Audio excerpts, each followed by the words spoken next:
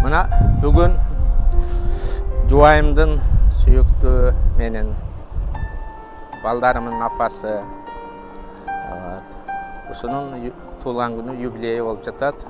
1985 жылы Омалды Ленинград, Санкт-Петербургда танышқанбыз. Осынан бері Құдаға шүкір жашап келатабыз.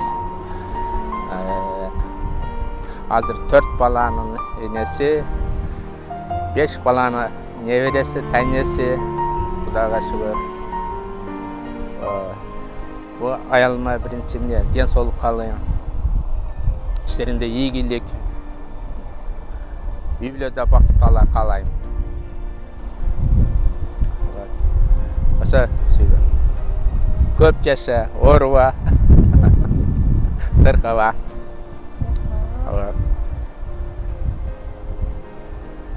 Досым Гүлмираның юбилейі болып жатат. Біз Гүлмира экөөбүз кичинекейибизден бирге чоңойгонбуз, мектепте бирге окуганбыз Ош шаарында. Мектепти бүтүп эле 85-жылы ушул Ленинград шаарына келип калганбыз. Ушул Россиянын түндүк борборунан бизге тузу буйруган экен. Ошол жерде жашап атабыз азырга чейин. Азыр дагы бир сонун майрамына күбө болуп турасыздар. Өзүм куттуктагым келип турат Гүлмираны. Гүлмира, сен өздүк майрамың, юбилейиң кут болсун. Сага ден соолук каалайм досум, алтындай болгон досум. Өмүрүң узун болсун. Балдарыңдын жакшы күндөрүн көр, неберелериңдин жакшы күндөрүн көр.